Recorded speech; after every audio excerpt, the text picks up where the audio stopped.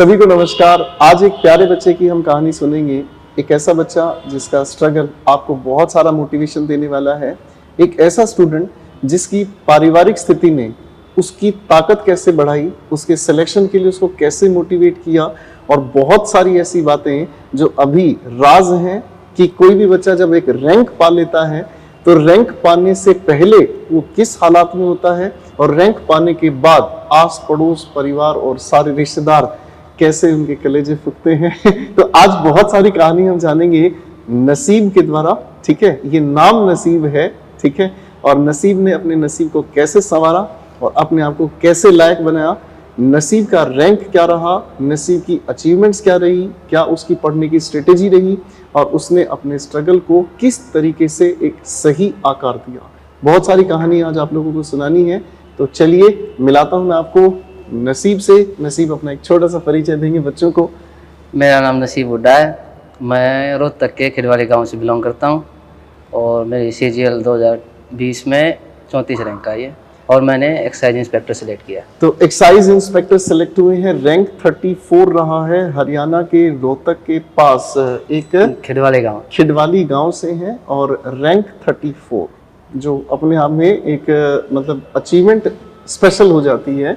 ठीक है सर, ये सब ठीक है। तो चलिए पहले परिवार के बारे में जानते हैं। नसीब जी, आपके परिवार में मम्मी पापा, सारी जानकारी बच्चों को बताएं। परिवार में सर मम्मी पापा हैं, भाई भाभी और बहन है बड़ी, उनकी शादी हो रखी है, और मैं।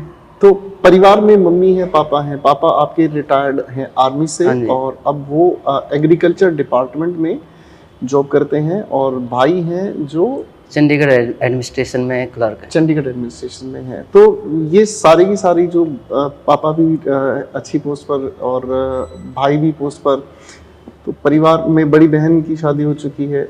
लगता है कि एक सेटल्ड फैमिली है। हाँ, अब सेटल हो गया है। पहले जैसे थे मेरे पापा। अब को थोड़ा सा एलेबरेट करेंगे कि अब सेटल्ड है। इससे पहले जो फैमिली ने अप्स एंड डाउन्स देखे, जो स्ट्रगल देखा, थोड़ा सा उसके बारे में बताएं। वही सर, पापा मेरे रिटायर हो गए थे आर्मी से 2001 में। उसके बाद फिर अपनी खेती की। पहले सोचा था आगे कुछ जॉब मिल जाएगी, फिर ऐसे कुछ मिला नहीं पापा को, तो खेती की हमने। और फिर खेती में दोनों भाई पढ़ रहे थे हम, उसमें खर्चा ज़्यादा हो जाता है, खेती में इतनी इनकम कहाँ होती है।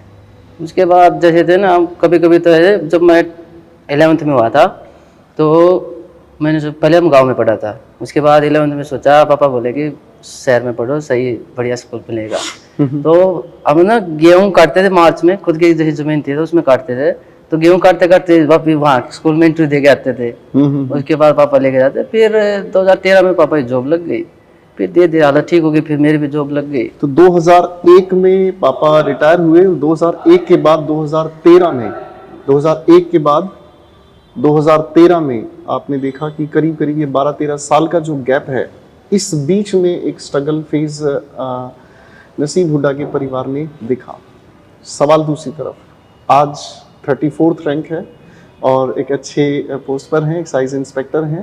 ठीक है, एक्साइज इंस्पेक्टर 34th रैंक से पहले आपकी क्या स्टोरी है? मतलब आपने भी ग्रेजुएशन वगैरह जो भी किया, एक ब्रीफ इंट्रोडक्शन उस चीज का। ग्रेजुएशन जब मैंने इंजीनियरिंग की है NIT दिल्ली से। NIT Delhi, very nice.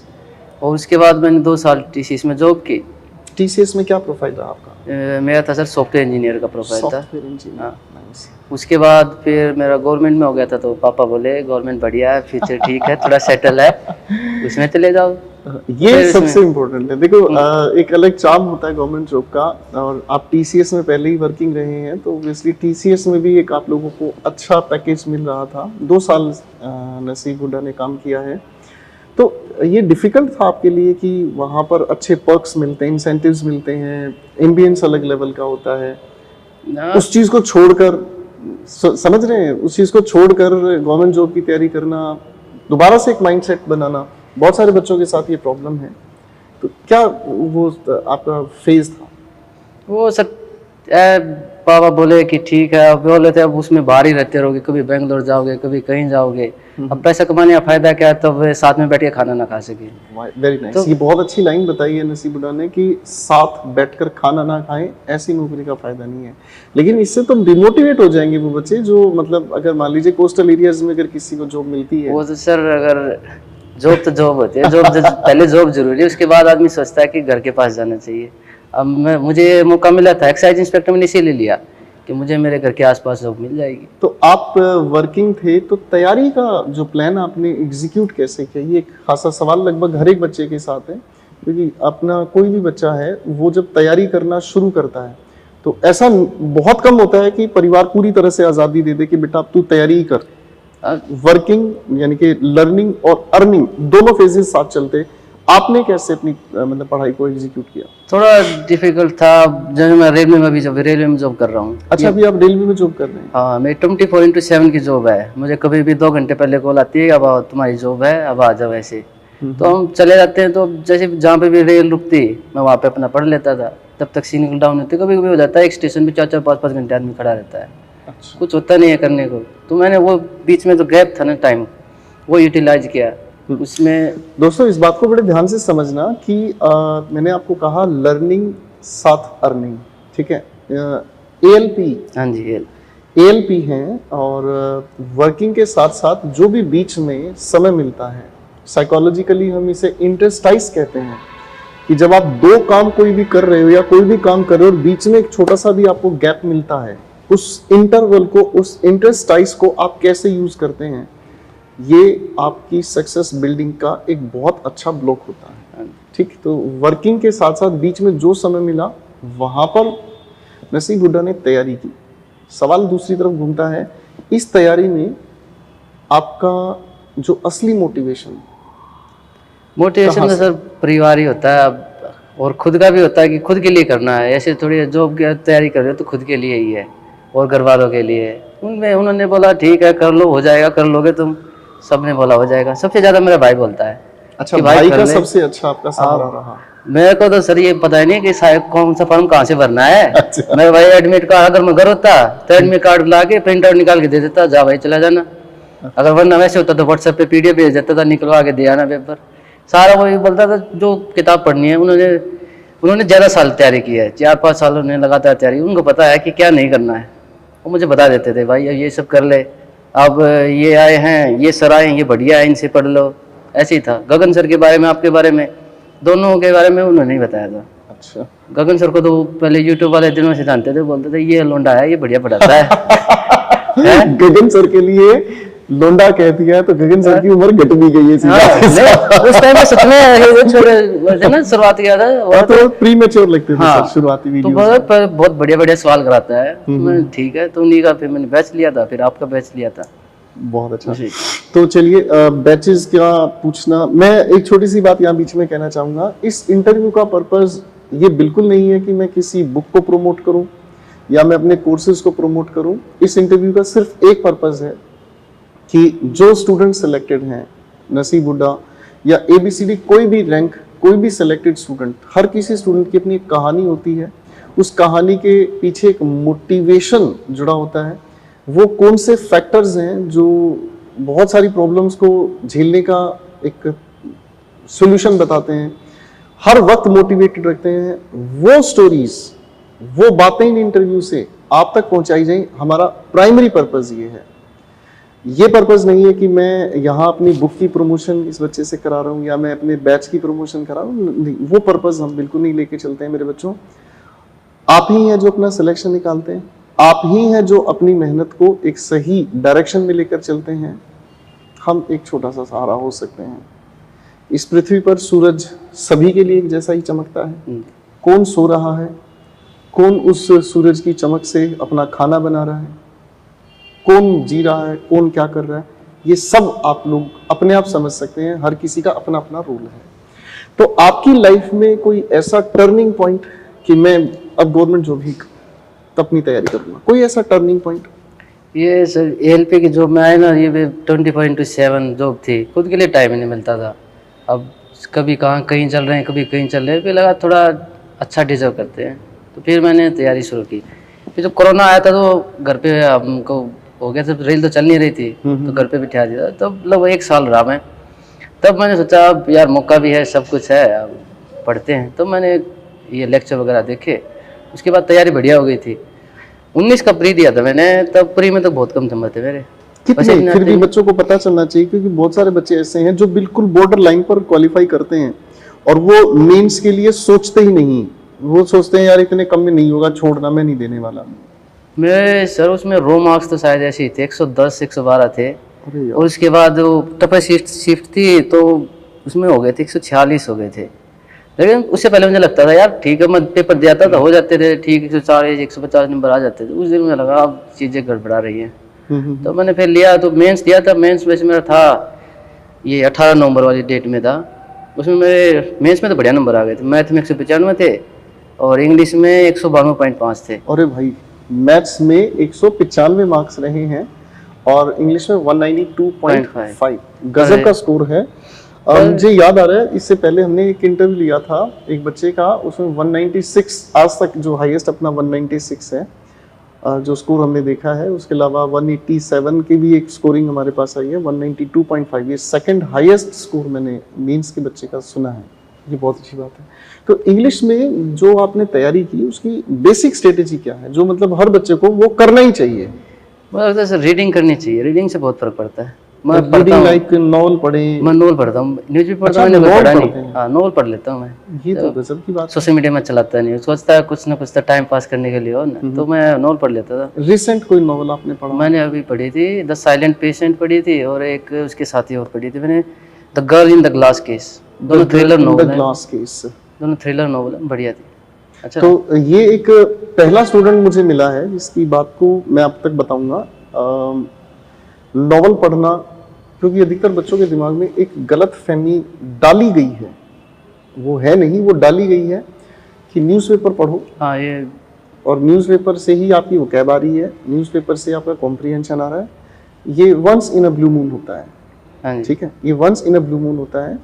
Comprehension section को इम्प्रूव करने के लिए आपको रीडिंग करनी ही पड़ेगी।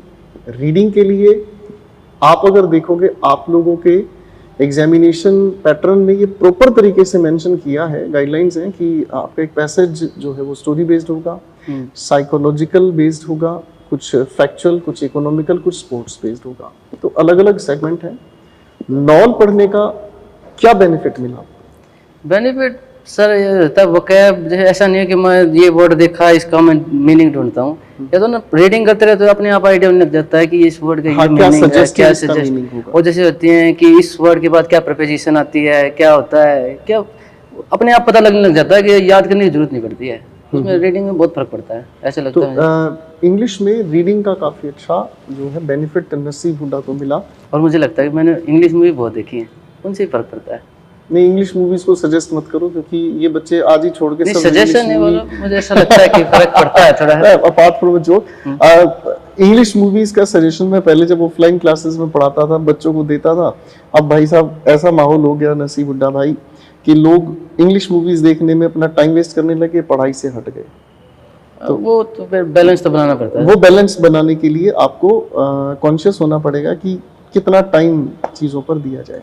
तो मैथ्स के बारे में कुछ बातें और कर लेता हूँ। मैथ्स में गगन प्रताप सर अगर नहीं होते तो पिक्चर क्या होती? मैथ्स वैसे मेरा ठीक रहा है हमेशा से ही। जैसे मैं जेई में था तो जेई में भी मेरा सब साइंस को मैथ में आया था। और इसके बाद फिर मुझे ऐसा था कि क्वेश्चन तो मैं सोल्व कर लेता था, लेकिन जो टाइम मैनेजमेंट वाला चीज़ होती है ना कि कैसे जल्दी किया जाए, कैसे कुछ लेवल होते हैं क्वेश्चन के, जैसे ज्योमेट्री में दिक्कत आती थी। ज्योमेट्री पढ़ने के बाद लगा कि हाँ अब ठीक है, ये कुछ क्या करना गाइडेंस की हुए। जैसे मैं पढ़ लिया, उन्होंने बताया कि 30 तक पहाड़े याद करो, इतने स्केयर याद रखो, ये सब चीज़ें होती है ना, तो गाइडेंस के साथ जल्दी होने लगी चीज़ें। ये फर्क है, सही बात है।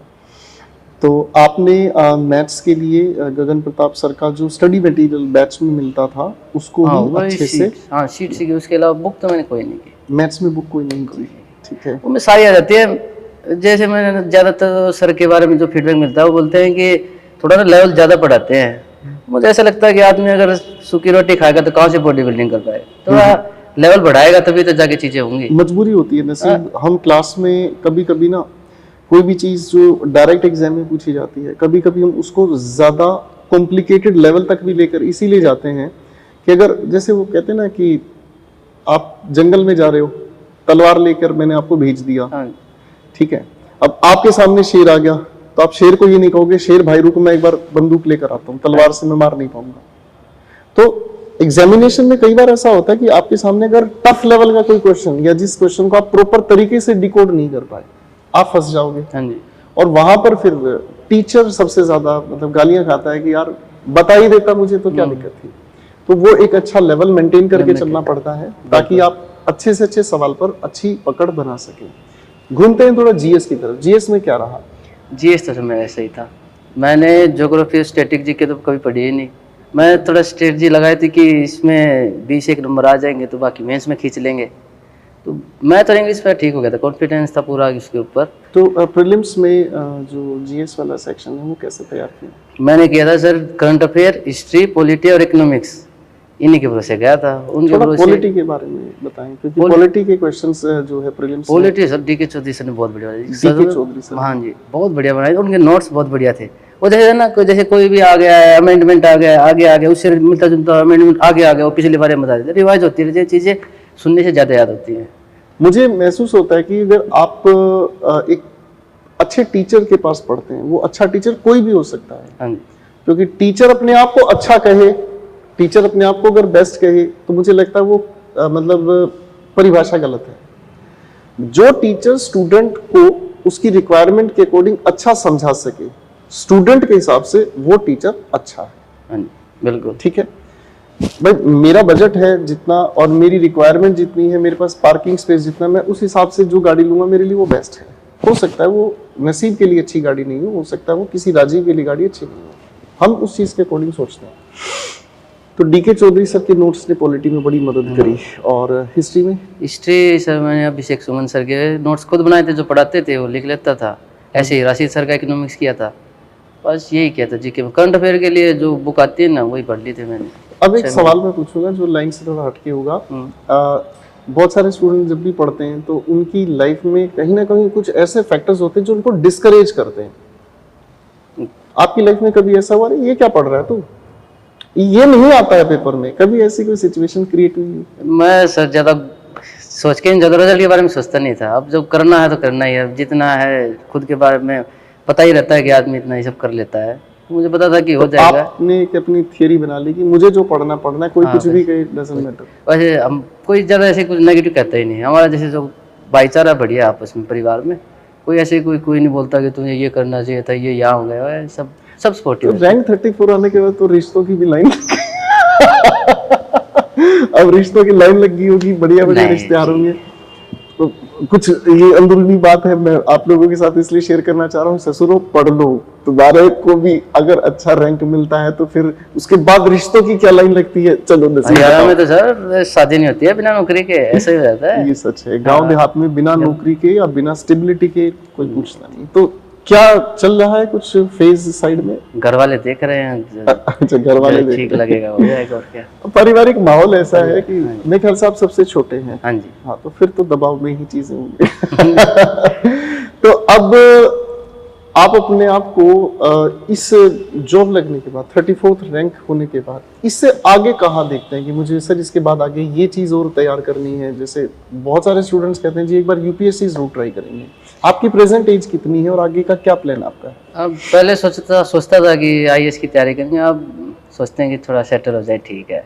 सेटल अभी एज कितनी है आपकी? 27 है। तो अब 4 साल से पढ़ने लगे थे, अब तक पढ़े ही जा रहे हैं। थोड़ा सा दूसरी चीजों पे 2 साल के बाद आप कुछ सोचेंगे?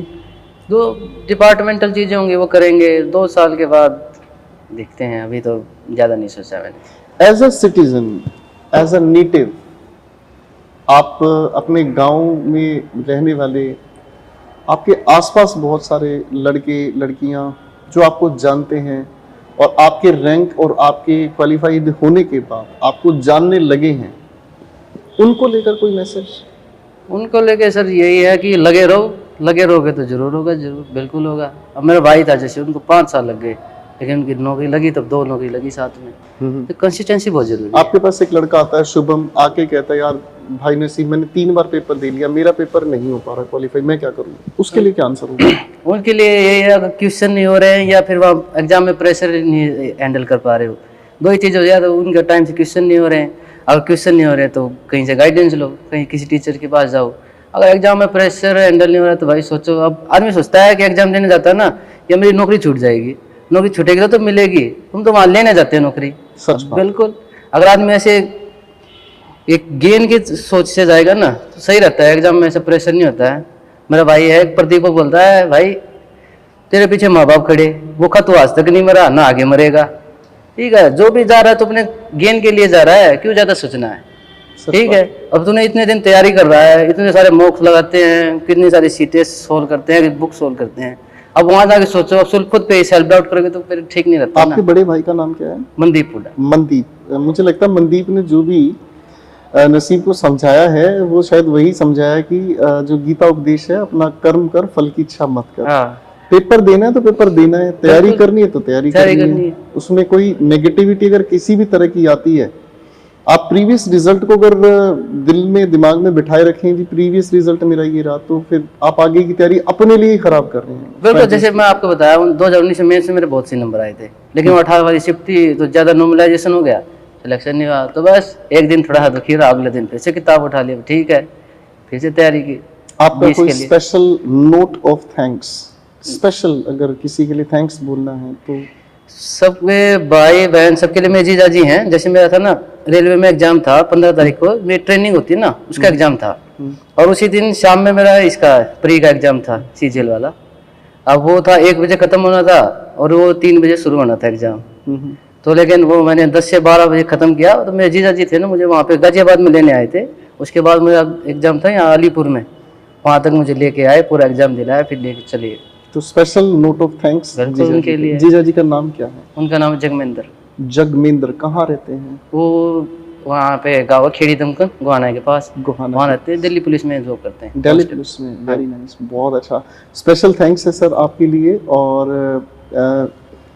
नसीब का थैंक्स तो एक अलग लेवल का, लेकिन मेरी तरफ से आपको एक बार फिर से थैंक्स, क्योंकि एक छोटा सी बात मैं बताता हूँ, जब कोई चीज बन रही होती है तो लाखों लोग, लाखों सिचुएशंस, लाखों अड़चन आती है, वो चीज बनते बनते रुक जाती है। और अगर कोई स्टूडेंट एग्जाम दे रहा है, तैयारी कर रहा है, सिलेक्शन पाना चाह रहा है, कुछ बनना चाह रहा है, और अगर आप उसको थोड़ा सा भी सहारा अगर दे देते हैं, थोड़ा सा भी सहारा दे देते हैं, तो उस इंसान का जो स्ट्रगल है वो और खूबसूरत हो जाता है और वो अपने स्ट्रगल में 100% सक्सेसफुल हो जाता है। बिल्कुल। तो स्पेशल नोट ऑफ थैंक्स जीजा जी के लिए सर के। ठीक है, और चलिए अब वापस कहानी को घुमा कर लाते हैं। ठीक है, अब आपका जो मैसेज है, जो स्टूडेंट्स तैयारी कर रहे हैं, आपके जितने भी आप ही के एज के जो भी साथी दोस्त हैं, उनके लिए कोई स्पेशल मैसेज? ये अगर लगे रहोगे तो बिल्कुल होगा। खुद पे डाउट ही मत करो। अब तुम्हें सोचा है ये करना है तो बस करना ही है। अब कितना सिंपल आंसर है कि भाई जो कर रहे हो ना उसमें लगे रहो। और ये सिंपल आंसर मुझे लगता है कई तरह की नेगेटिविटीज को भी खत्म कर देता है। अब कोई बोलता रहे कि तुमसे नहीं होगा, क्यों नहीं होगा भाई, मुझे लगता होगा, क्यों नहीं होगा, बिल्कुल हो जाएगा। बस खुद पे विश्वास रहता है तो चीजें हो जाती है। अच्छा नसीब, बच्चों का एक सवाल होता है कि सर कितने घंटे हम पढ़ें, क्या हमारे पढ़ने का समय होना चाहिए, कितने देर हमें मतलब अपनी पढ़ाई में देना चाहिए, वो चीज का जवाब? ये सर जैसे अभी कोरोना में था तो पूरा दिन था मेरे पास, लेकिन मैं पढ़ता था 5-6 घंटे मुश्किल से ही थे। मैं जिम भी करता था, मूवी भी देखता था। और मैं अपना पता होना चाहिए कितने घंटे में क्या तुम कर सकते हो, कितना जरूरी है, कितना नहीं। अब रटे जाए चीजें, रटे जाए, क्या फायदा है। तो जिम का क्या रोल रहा आपके सिलेक्शन में? जिम फ्रस्ट्रेशन हटा देता है, जो भी चीजें फ्रस्ट्रेशन हटाता है एंड हेल्दी माइंड होता है ना, हेल्दी बढ़िया ब्रेक होता है वो मिलता है। उसके बाद जैसे मैं उठता था मैं बहुत लेट था, 10-11 बजे तो उठता था मैं। तो लेट नाइट स्टडी करते थे? हाँ जी, शाम में करता था, जैसे 11-12 बजे उठता था, खाना वाना खा, जो डेली रूटीन होता है वो करके 2-3 बजे पढ़ता था। फिर मैं चला जाता 5-5:30 बजे जिम चला जाता था।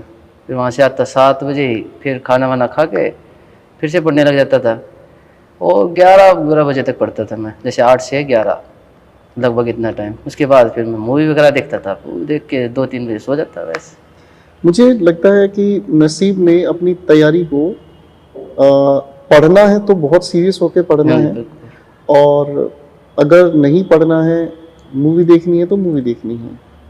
इसी से एक फ़ायदा मिलता है साइकोलॉजिकली, अगर हम इसे कहें तो ये बेसिकली रिडक्शन ऑफ एपैथी कहलाता है, कि आपके दिमाग में किसी भी तरीके की उदासीनता नहीं पैदा होती। कि आप जो काम कर रहे हो आपका 100% फोकस उस पर है। मूवी देख रहे हैं, बहुत सारे बच्चे इस चीज से बड़े परेशान होते हैं, वो बैलेंस नहीं बना पाते। कभी कभी ऐसा होता है जैसे पढ़ के सो रहा है आदमी, वही मैथ के नंबर घूमते रहते हैं दिमाग में, इंग्लिश के एरर घूमते रहते हैं, मूवी देख के तो आदमी फ्रेश ठीक हो जाता है, मूड ठीक हो जाता है, अपना आराम से बढ़िया नींद आती है, मैं इससे अगला दिन सही एक रहता है। सच बात बताऊं, मैंने इंटरव्यूज लिए हैं बच्चों के, बातें भी बहुत सारी बच्चों से की है, लेकिन इतना रियलिस्टिक इंटरव्यू मैंने कभी नहीं देखा इतना रियलिस्टिक मेरी बातचीत कभी किसी से नहीं हुई कि आपकी जो पोटेंशियल है, जो आपकी कैपेबिलिटीज हैं, आप उसके अकॉर्डिंग ही मेहनत करें। बिल्कुल। व्हाट यू वांट टू से। तो सिलेक्शन की इस जर्नी को अगर एक सिंगल सेंटेंस में एक्सप्लेन किया जाए तो क्या कहा जाए? सिंगल सेंटेंस, बस विश्वास रखो तो हर कुछ हो सकता है।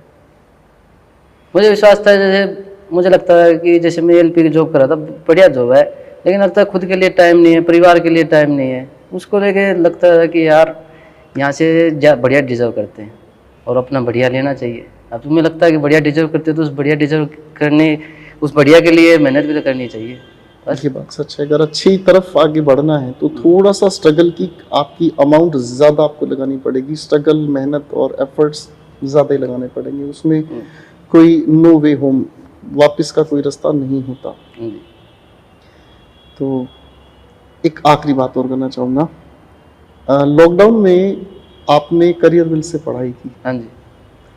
तो जब आप पढ़ाई कर रहे थे तो दिमाग में ऐसा कभी सवाल आया कि अगर मैं ऑफलाइन सर के सामने बैठ के पढ़ रहा होता, गगन सर मुझे ऑफलाइन में सामने बैठाकर मैं पढ़ रहा होता तो मैं कुछ और ज़्यादा अच्छा कर रहा होता, ऐसा कुछ सवाल? नहीं, जब ऑनलाइन में टाइम बच जाता है, 2x हो जाती है चीज़ें, तो ज़्यादा कम टाइम में ज़्यादा चीज़ें हो पाती हैं। तो और ऑनलाइन में कुछ चीज़ें, जैसे कोई ऑनलाइन क्लास चल रही है, कोई कुछ कमेंट करने लग जाता है, उसमें भी टाइम जाता है, उस चीज़ स्किप कर सकते हो, ऑफलाइन में कौन करेगा, या तो ज़्यादा कंसंट्रेटेड कर सकते हो उसमें। अच्छा, ऑनलाइन में आप टाइम सेविंग मान गए और और कभी भी कर सकते हो, जैसे मैं बता रहा था आपको, जैसे मेरी गाड़ी खड़ी, जैसे मैं एल पे हूँ, मेरी गाड़ी खड़ी 4 घंटे, मैं वहाँ पढ़ सकता हूँ, ये बात उसमें तो नहीं पढ़ सकता मैं। आपकी एक मोबिलिटी बन जाती है, आप कहीं पर भी बैठे हैं, आप जो गैप होते हैं ना, टाइम के जो गैप होते हैं, जो जनरली बेकार हो जाते हैं, वो बढ़िया तरह यूटिलाइज हो सकते हैं। तो आप ऑनलाइन को ही ज़्यादा अच्छा स्टूडेंट के लिए मानते हैं? वो तो सर, जैसे किसी को लगता है कि ऑफलाइन में बेटर कर सकता है तो ऑफलाइन में चले जाओ, वरना ऑनलाइन मुझे लगता है कि टाइम सेविंग है, मनी सेविंग है, और कहीं पे भी कर सकते हो, उसके लिए लोकेशन पे नहीं जाना है। अच्छा, एक नॉनसेंस सवाल पूछना चाहूँगा, जो नॉनसेंस इसलिए है, बहुत सारे स्टूडेंट्स हैं पढ़ते हुए, तैयारी करते हुए, कॉलेज में, पोस्ट ग्रेजुएशन में कहीं ना कहीं किसी तरीके के रिलेशन में आ जाते हैं, उनके लिए कोई सजेशन होगा? ये सब चीज़ें हो जाती है, लेकिन बैलेंस बना के रखना चाहिए, बैलेंस बना, हर चीज़ का टाइम है। तो किस तरह का बैलेंस कहना चाहिए? अब जैसे सोचता है आदमी कि यार, तो अब जैसे मुझे लगता था कि 4-5 घंटे काफ़ी हैं पढ़ने के लिए, अब मान ले मेरे साथ कोई होता तो 4-5 घंटे के अलावा टाइम देना तो दे सकते हैं, उसमें क्या दिक्कत है? ये एक सवाल मैंने पूछा है और इस सवाल के पूछने का बहुत बड़ा कारण है, ये एक ऐसा सवाल है जिसके बारे में नसीब कोई खुल के बात नहीं करता, और बहुत सारे स्टूडेंट्स हैं जो इधर उधर किसी भी इंसान से बात करने में इतनी ज़्यादा एंगेजमेंट देते हैं। चलो मैं इसको एक दूसरे तरीके से समझाता हूँ। नसीब, अगर मैं आपकी तारीफ करूँ तो आपको अच्छा लगेगा? आदत नहीं है सर इतनी। नहीं, एक सिचुएशन को क्रिएट करते हैं, मान लो एक पर्सन है हमारे सामने, अगर हम उसकी तारीफ करते हैं उसे बहुत अच्छा लगेगा, अगर मैं उसकी बुराई करूँ उसे बुरा लगेगा। इसका मतलब उसकी थॉट प्रोसेस पर और उसके दिमाग पर उसका कंट्रोल नहीं है, मेरे तारीफ या बुराई करने का उस पर कंट्रोल है। मैं तारीफ कर रहा हूँ, वो खुश हो रहा है, मैं बुराई कर रहा हूँ, अगर मैं मान लो उसके लिए कोई अपशब्द बोल रहा हूँ तो उसको उस बात पर गुस्सा आ रहा है। इसका मतलब शरीर उसका, सोच उसकी, कंट्रोल मेरे कमेंट्स कर रहे हैं। बिल्कुल ये सिचुएशन ही लाइफ में आपके आती है कि आप अगर कहीं किसी भी तरह के बातचीत में किसी के साथ शामिल हैं तो नसीब की ये थियरी मुझे बिल्कुल सटीक लगी। मैं कह रहा हूँ ना, मेरी लाइफ का ये एक अद्भुत इंटरव्यू है जो बिल्कुल सीधी बात कम शब्दों में कहता है, और मुझे उसको एक्सप्लेन करना पड़ रहा है कि हर चीज का एक बैलेंस ऐसा नहीं होना चाहिए कि आपके थॉट प्रोसेस को, आपकी पढ़ाई को, आपके पढ़ने की कंसिस्टेंसी को कोई दूसरा इंसान डैमेज करने लग जाए। बिल्कुल, कि वो इंसान आपसे बात नहीं कर रहा, आप इस फ्रस्ट्रेशन में अपनी पढ़ाई छोड़ रहे हैं। ठीक है, वो फिल्म में अच्छा लगता है ठुकरा के मेरा प्यार, ये रियल लाइफ में तो आपको बैलेंस बनाकर ही चलना है, क्योंकि वंस गोन फॉरएवर गोन, टाइम नेवर कम्स। जो सच है वो यही है कि जो वक्त आज बच्चे इस तरीके की किसी एक्टिविटी में वेस्ट करेंगे वो दोबारा नहीं आएगा। नसीब, इंटरव्यू का आखिरी पड़ाव पर लेके चलते हैं। कोई खासी बात जो बच्चों को आप कहना चाहते हैं? अब ये मत कहना लगे रहो जरूर होगा, नहीं, कोई खासी बात बच्चों के लिए आपकी तरफ से कोई खास मैसेज है? खास मैसेज तो सिर्फ वही है, डिमोटिवेट नहीं होना चाहिए। जो ज़्यादा नेगेटिविटी चीज़ें करते हैं ना, उनको सुनो ही मत, ठीक है, कान से सुनो, निकाल दो। कुछ लोग नहीं कर पाते हैं, बट अगर आदमी सोचेगा ना कि मैं खुद के लिए तो कर रहा हूँ, उसको मोटिवेशन की जरूरत ही नहीं पड़ेगी। जब सेल्फिश ही नहीं हो सकता तो इंसान ही क्या है? और आदमी सेल्फिश होता है, हर चीज़ें देखता है अपने लिए, मतलब अपने लिए कर रहा, अपने सेल्फिश में ये परिवार भी आ जाता है। परिवार को देख के करता है आदमी, परिवार की कैसी सिचुएशन है उस हिसाब से सब मेहनत करते रहो, हो जाएगा बिल्कुल। That is excellent. तो आज की इस छोटी सी बातचीत से और मुझे बड़ा अच्छा लगा कि हमें एक ऐसा कैंडिडेट जो भारत सरकार की सेवा में आ रहा है, जो डाउन टू अर्थ है और अपनी बातों को बिल्कुल स्पष्ट तरीके से कह रहा है, ना इसके अंदर कोई शुगर कोटेड वर्ड्स कुछ नहीं है, घुमा फिरा कर कुछ नहीं कहना। इस इंटरव्यू का सिर्फ यही पर्पस हम रखना चाह रहे हैं कि हमारे बच्चे जो भी पढ़ रहे हैं, कहीं भी पढ़ रहे हैं, किसी से भी पढ़ रहे हैं, वो अपने सिलेक्शन के लिए कॉन्शियस रहें, अपने आप को, अपने लाइफ के पर्पस को पहचानें, मोटिवेटेड रहें, किसी भी तरह की किसी भी हालात में अपने आप को, कहते हैं ना, पथ भ्रष्ट ना करें। सिचुएशन कोई भी हो मेरे दोस्तों, आप लोगों को सिलेक्शन लेना है और यही चेयर, यही चाय हर किसी स्टूडेंट का इंतज़ार कर रही है। मैं तो सिर्फ यही जानता हूँ कि जिस इंसान ने ये जन्म लिया है, अगर वो अपनी पोटेंशियल्स को अच्छे से पहचानने की कोशिश करे तो वो बहुत कुछ पा सकता है। बिल्कुल, वो बहुत कुछ पा सकता है। रैंक मैटर नहीं करता, सिलेक्शन मैटर नहीं करता, मैटर करता है कि आप कितने सच्चे एफर्ट्स लगा रहे हैं। बिल्कुल। आप अपने एफर्ट्स अच्छे लगाते रहें, यही चेयर होगी, यही चाय होगी, आप सभी के साथ मुलाकात हर बार होगी। तो इसी बातचीत के साथ थैंक यू सो मच नसीब, थैंक यू सो मच, और बाकी सभी बच्चों के लिए बेस्ट ऑफ लक, कंग्रेचुलेशंस आपके सिलेक्शन पर और इतनी अच्छी रैंक लाने पर, और अपना, अपने परिवार का और हमारे इस भारतवर्ष का नाम रोशन करने के लिए। Thank you. ये प्यारे प्यारे छोटे छोटे गिफ्ट्स हैं आपके लिए, भाई आपके लिए, ठीक है। अब आजा भाई, अब तो तू बराबर का हो गया, ठीक है। Thank you.